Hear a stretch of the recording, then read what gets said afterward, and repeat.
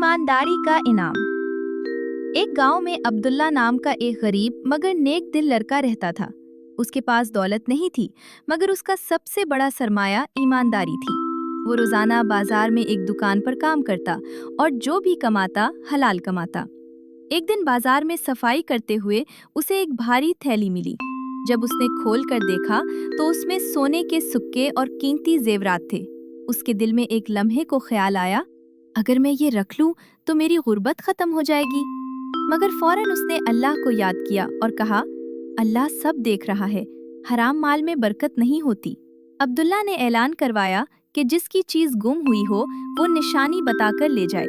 थोड़ी देर बाद एक बूढ़ा ताजिर आया। उसकी आंखों में आंसू थे। उसने सही निशानी बताई। अब्दुल्ला ने बगैर कुछ लिए वो थैली वापस कर दी। बूढ़े ताजिर ने कहा, बेटा तुम चाहो तो उसमें से कुछ ले सकते थे। अब्दुल्ला मुस्कुरा कर बोला, मुझे अल्लाह की रजा चाहिए, माल नहीं। ताजिर उसकी ईमानदारी से बहुत मुतासिर हुआ। उसने अब्दुल्ला को अपना कारोबारी साथी बना लिया।